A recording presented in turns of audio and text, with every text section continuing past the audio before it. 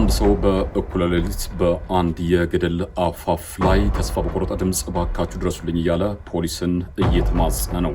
ይህ ሰው ብቻውን አልነበረም፣ ሚስቱንም አላዳናትም፣ ገደል ገብታለች። ሰላም ጤና ይስጥልን ክቡራትና ክቡራን የሰው ነገር ዩቲዩብ ቻናላችን ተከታታዮች እንደምንቆያችሁን፣ ዛሬም አንድ አስገራሚ የወንጀል ታሪክ ወደ እናንተ የምናደርስ ይሆናል። የዩቲዩብ ቻናላችንን ሼር፣ ላይክ እና ሰብስክራይብ እያደረጋችሁ አብራችሁ እንድትቆዩ በአክብሮት እንጋብዛችኋለን። አሁን በቀጥታ ወደ ታሪኩ አመራን። አብራችሁን ቆዩ።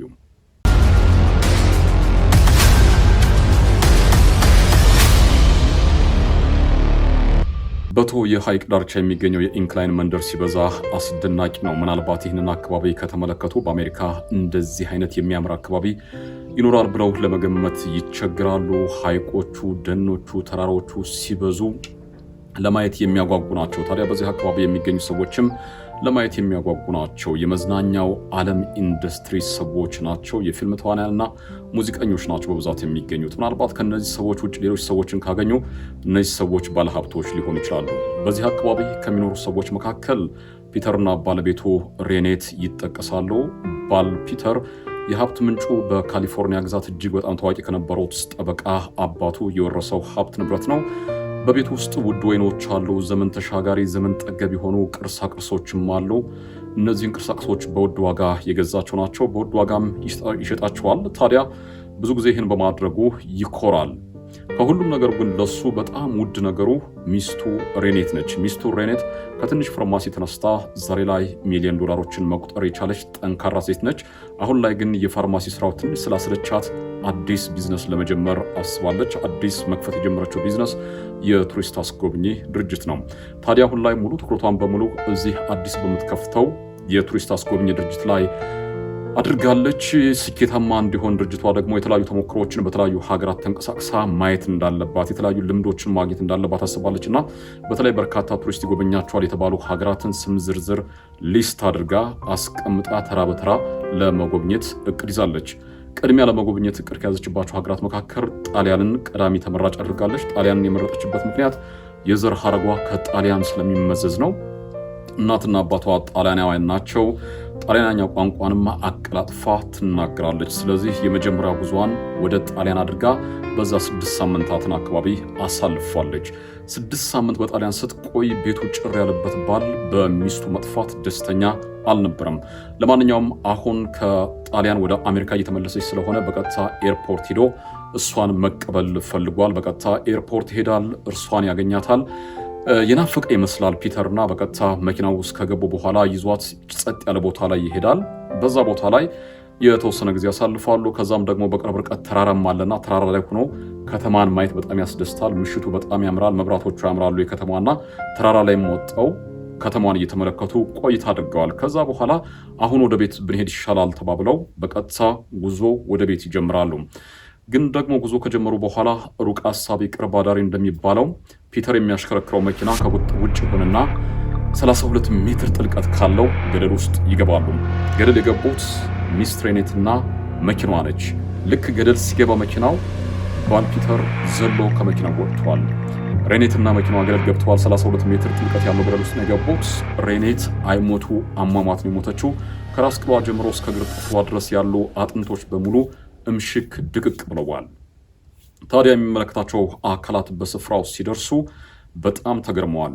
የተገረሙት በደረሰው አደጋ ሳይሆን ከእንደዚህ አይነት ዘግናኝ አደጋ ባል ፒተር እንዴት ሊተርፍ ቻለ በሚለው ነው።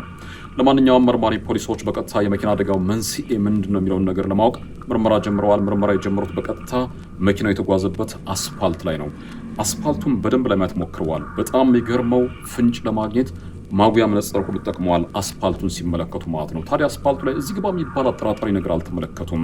የፈሰሰ ነዳጅ የለም፣ የፈሰሰ ዘይት የለም፣ የወደቀ ቡለን የለም፣ ጠብ ያለ ውሃ እንኳ አልነበረም። ይህን ሲመለከቱ መርማሪ ፖሊሶች የዚህ የመኪና አደጋ መንስኤ ሊሆን ይችላል ብለው የገመቱት ከፍጥነት በላይ ማሽከርከር ነው ብለው ያስቡት። ነገር ግን ወዲያው ይህንን መላምት እርግፍ አድርገው እንዲተውት ያደረጋቸው ደግሞ መኪናው ከተፈቀደ ፍጥነት በላይ የተሽከረከረ ቢሆን ኖሮ ባል ፒተር ከዚህ አደጋ በህይወት ሊተርፍ አይችልም ነበር። ስለዚህ ባል ከዚህ አደጋ በህይወት የተረፈው የመኪናው ፍጥነት እዚህ ግባ የሚባል ስላልሆነ ነው የሚል ድምዳሜ ላይ ይደርሳሉ። በዚህ ሁኔታ እያሉ ግን ባል ፒተር በሕክምና ተቋማት የተወሰነ ሰዓታት ካሳለፈ በኋላ አደጋው ወደ ደረሰበት አካባቢ ተመልሶ ነበር። ሲታይ ከእንደዚህ አይነት ዘግናኝ የመኪና አደጋ የተረፈ አይመስልም።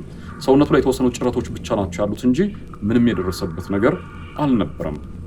አሁንም መርማሪ ፖሊሶች ፍንጭ ማፈላለጋቸውን ሲቀጥሉ ቀጣዩ እርምጃቸው ያደረጉት ከአስፓልቱ ወጥተው የመንገዱ አጥር ላይ ነው። ትልቅ ብረት ነው የመንገዱ አጥር ላይ። እሱን ሲመለከቱ መኪናው አልፎ ገደል ውስጥ ሲገባ ያ ብረት መመታት ነበረበት። ብረቱ አልተመታም።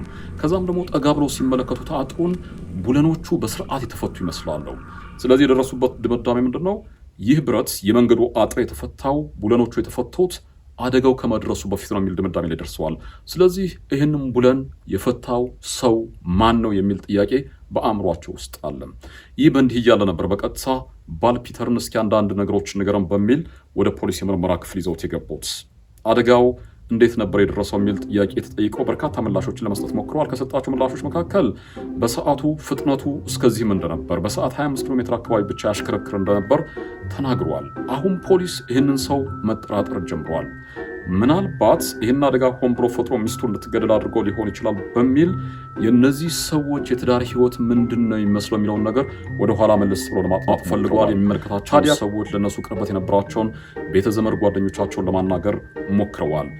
በዚህም መሰረት እነዚህ ሰዎች ባልና ሚስቱ ሲታዩ ከውጭ ጥሩ ባለትዳር ቢመስሉም፣ ጥሩ ባልና ሚስት ቢመስሉም ከተዘጋው ቤት ጀርባ ግን ትዳራቸው ችግር ውስጥ እንደነበረ የሚያሳዩ በርካታ ነገሮች ተገኝተዋል። ከነዚህ መካከል ባልና ሚስት እንዲጨቃጨቁ እንዳይግባቡ ከሚያደርጓቸው ነገሮች መካከል በልጅ ላይ የነበራቸው ልዩነት ተጋኖ ይነሳል። ባል ፒተር ልጅ እንዲኖራቸው ይፈልጋል። ሚስት ሬኔት ደግሞ ልጅ መውለድ አትፈልግም። ሌላው ባልና ሚስትን ያጨቃጨቃቸው የነበረው ጉዳይ የተነሳው ምንድን ነው? ባል ሚስቱ ሬኔት የቤት እመቤት እንድትሆን ይፈልጋል። ረዥም ሰዓታት በቤት እንድትቀመጥ ይፈልጋል። አሁን ላይ ደግሞ ሬኔት የቱሪስት አስጎብኝ ድርጅት ከፍታለሁ ብላ አይደለም ሰዓታትን በቤት መቀመጥ ይቅርና ለሳምንታት እንኳን ቤት የማትኖርበት ነገር እየሰፋ መጥቷል። ፖሊስ ምርመራውን ሲቀጥል ባል ፒተርም ሀሳብ መስጠቱን ሲቀጥል አንድ ነገር ተናግሮ ነበር። ብዙ ጊዜ ቤት ብቻውን እንደሚቀመጥ፣ ልጅ ስለሌላቸው፣ ሚስቱም ደግሞ ብዙ ጊዜ ባጠገቡ ስለማትገኝ የብቸኝነት ስሜት በጣም ይጠናወተው እንደነበር ተናግሯል። ለዚህም ይመስላል እንግዲህ ምናልባት የብቸኝነት ስሜት ሲሰማው አሊያም ደግሞ አመልም ሆኖበት ሊሆን ይችላል ፒተር ከተለያዩ ሴቶች ጋርም እንደሚማግጥ መረጃዎች ተገኝተዋል። ፖሊስ ምርመራውን ሲቀጥል ምናልባት ፒተር ሚስቱን ሊገሉበት የሚችልበት ምክንያት ይኖር ይሆን ወይ የሚል ነገር ጠንካራ ማስረጃ ይፈልጋል። ታዲያ ምርመራቸውን አጠናክረው ሲቀጥሉ አንድ ነገር አግኝተዋል። ሚስት ሬኔት ከሞተች ባል ከህይወት መድህን ዋስትና ወይም ደግሞ ከላይፍ ኢንሹራንስ ከፍተኛ መጠን ያለው ገንዘብ እንደሚያገኝ ማረጋገጥ ተችሏል። ከዛም ደግሞ አለፍ ሲል ሬኔት ከእናትና አባቷ የምታገኘው ውርስ አለ። ብቸኛ የእናትና አባቷ ወራሽ ነች። ምናልባት እሷ ከሞተች ይሄ ውርስ ደግሞ ሊሄድ የሚችለው ለህጋዊ ባሏ ለፒተር ነው። ስለዚህ ፒተር ሚስቱን ከሚፈታ ይልቅ ሚስቱ ብትሞት ይበልጥ ሀብታም ሊያደርገው የሚችለው ምክንያት አለ። የህይወት ኢንሹራንስ አለ። የሚስቱን ውርስ እርሱ ሊወርስ የሚችልበት እድል ስላለ ሚስቱን የመግደል ፍላጎት ሊኖር ይችላል የሚል እሳቤዎች አሉ። ፖሊሶች ጥርጣሬያቸውን በጣም አጠናክረው ቀጥለዋል። ምርመራቸውንም ቀጥለዋል። የተለያዩ ፍንጮችም የተለያዩ ማስረጃዎችም እየተገኙ ይገኛሉ። ከነዚህ መካከል አንደኛው በተለይ አደጋው በደረሰበት ሰዓት የፒተር ኮፍያ የተገኘው መሀል አስፓልት ላይ ነው። ቀደም ብሎ ፒተር በሰጠው የእምነት ክህደት ቃል መሰረት ኮፍያው መገኘት የነበረበት አስፓልት ላይ ሳይሆን የገደሉ አፋፍ ላይ ወይም ደግሞ ገደል ውስጥ መገኘት ነበረበት፣ ግን መሀል አስፓልት ላይ ተገኝተዋል። ከዛም ደግሞ አለፍ ሲል ፒተር በመኪናው 2 የነዳጅ ጀሪካኖች ተገኝተው ነበር። በመኪናው ላይ ነዳጅ ጭኖ ነበር። 2 ጀሪካኖች ጭኖ ነበር። እነዚህ ጀሪካኖች መኪና ላይ ከተጫኑ በኋላ ክዳናቸው እንዲነሳ ተደርጓል። እሳቤው ምንድን ነው? ልክ መኪናው ገደል ውስጥ ሲገባ እሳት ይነሳል። እሳቱ ሲነሳ ደግሞ ነዳጅ ስላለ ይበልጥ አደጋው ከፍተኛ እንዲሆንና ምንም ነገር እንዳይተርፍ፣ ሁሉም ነገር በእሳቱ እንዲወድም፣ ምንም አይነት ማስረጃ እንዳይገኝ ፍላጎት የነበረው ይመስላል። እነዚህ ሁሉ ተገኝተዋል። ከዚህ ባለፈ ደግሞ የፎረንሲክ ባለሙያዎችም ምርመራቸውን አጠናክረው የቀጠሉበት ሁኔታ ነበርና የፎረንሲክ ባለሙያዎች መጀመሪያ ምርመራ ያደረጉት በፒተር ለብሶት በነበረው ልብስና በተጫማው ጫማ ነው። አደጋው በተፈጠረበት ቀን ፒተር ለብሶት የነበረው ልብስና ጫማ ጥያቄ ያስነሳ ጉዳይ ነበር። በተለይ ጫማው ሲታይ አቧራ ተገኝቶበታል። ይህ አቧራ ደግሞ 32 ሜትር ርቀት ላይ ካለው ገደል ላይ ጋር ይመሳሰላል አቧራው። ስለዚህ የፎረንሲክ ባለሙያዎች የደረሱበት ድምዳሜ ምንድን ነው? አደጋው ከመድረሱ በፊት ባል ፒተር 32 ሜትር ጥልቀት ወደነበረው ገደል ውስጥ ገብቶ እንደነበር ማሳያ። ምክንያቱም እዛ ገደል ውስጥ ብቻ ሊገኝ የሚገባው አቧራ ጫማው ላይ የተገኘበት ሁኔታ አለ። ታዲያ ለመርማሪዎች ለ2 ዓመት አካባቢ ሰፊ ምርመራ ካደረጉ በኋላ በቀጥታ ፒተር በሚስቱ ግድያ ተጠርጣሪ ነው በሚል በቁጥጥር ስር እንዲውል ይደረጋል። አቃቢያነ ሕጎች ባሰባሰቡት ማስረጃ መሰረት ወንጀሉ የተፈጸመው በዚህ መልክ ነው በማለት ሂደቱን ለማሳየት ይሞክራሉ። ፒተር በቀጥታ ኤርፖርት ሄዶ አየር ማረፊያ ሄዶ ሚስቱን ከመቀበሉ በፊት ቤት ላይ የተለያዩ ተግባራትን እያከናወነ ነበር። መጀመሪያ ያደረገው ነገር ምንድን ነው? አለባበሱን የተለየ ማድረግ ነበር። ይህ አለባበሱ ላይ በጣም የሚገርመው 4-5 ልብሶችን ደራርቦ የለበሰበት ነበር። ከዛም ማለፍ ሲል ደግሞ ስፖንጅ ያለው ልብስም እየለበሰ ነበር። እሱ ሚስቱ በሚያቀርብላት ነገር ካልተስማማች ሊገላት ስለፈለገ ከመኪናው ዘሎ ሲወርድ አደጋ እንዳይደርስበት አለባበሱን በጣም አስተካክሎ ነበር። ቀደም ብዬ እንደገለጽኩት 4-5 ልብሶችን ደራርቦ እየለበሰ የነበረበት ሁኔታ ነው ያለው። ጫማውም ሴፍቲ ጫማ ነው፣ አደጋ እንዳይደርስበት ይህን ነገር አስተካክሎ ነበር ከቤት ለመውጣት የሞከረው። ልክ ከቤት ከወጣ በኋላ 2 ነዳጅ የተሞሉ ጀሪካኖችን መኪናው ላይ ይጭናል። ከዛም ክዳናቸውን ያነሰዋል። ይሄ ዓላማው ምንድነው? መኪናው ገደል ውስጥ ሲገባ እሳት እንዲፈጠርና ማስረጃ የተባለው ነገር በሙሉ እንዲወድም በማሰብ ነበር። እነዚህ ነገሮች ካደረገ በኋላ በቀጥታ ወደ ኤርፖርት ሄድና ሚስቱን ይቀበላታል። ሚስቱን ይዞ ወደ አንድ ጸጥ ያለ ስፍራ ሄድና 2 ምርጫዎችን በወረቀት ጽፎ ይሰጣታል። በእነዚህ ምርጫዎች የምትስማሚ ከሆነ ትዳራችን ይቀጥላል ይላታል። ሬኔት የተሰጣት 2 አማራጭ ወረቀት ላይ ታነብና በጣም ትናደዳለች። ባሏ በጣም ራስ ወዳድ እንደሆነ ትነግረዋለች። በዚህ ይጨቃጨቃሉ። አሁን ባል ፒተር በጣም ተናዷል። እሱ የፈለገው ነገር ምንድነው? ሚስቱ በሚላት ነገር ካልተስማማች ለመግደል ወስኗል። ያቀረበላት 2 አማራጭ ምንድነው? ቀደም ብለን ያነሳናቸውን ልጅ እንድትወልድና የቤት እመቤት ሆና እንድትቀመጥ ነበር ያቀረበላት። እሷ በፍጹም ይሄን ነገር አልቀበልም ብሏለች። ስለዚህ ፒተር በጣም ተናዶ መኪናውን ወደ አንድ ቀደም ብሎ ወደ አዘጋጀው ገደላማ ስፍራ ይዞት ይሄዳል። በቀጥታ እሷን ከነ መኪናው ወደ ገደሉ የወረወረውና ዘሎ እርሱ ከመኪናው ይወጣል ማለት ነው። ሬኔት በቀጥታ ገደል ውስጥ ትገባለች። ህይወቷ በአሳዛኝ ሁኔታ ያልፋል። ታዲያ ለመርማሪ ፖሊሶች በጣም አስገራሚ የነበረውና በወቅቱ ለነሱ ጥያቄ ፈጥሮባቸው የነበረው ነገር ምንድነው? እሱ ዘሎ ሲወጣ ሬኔት ከነመኪናው ገደል ስትገባ በዛ ቅጽበት ሰሚ በሌለበት ስጮህ እንደው በዛ ሰዓት ምን እያሰበች ነበር የሚለው ነገር መርማሪዎችን በወቅቱ ያሳሰባቸው ጉዳይ ነበር።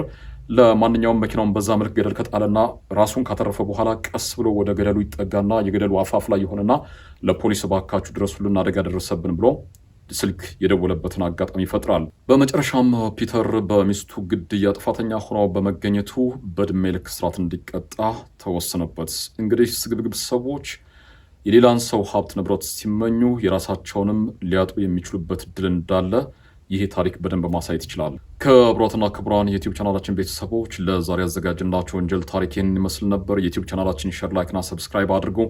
በሌላ ታሪክ በድጋሚ የምንገናኝ ይሆናል። አብራችሁን ስለነበራችሁ ከልብ እናመሰግናለን። ሰላም።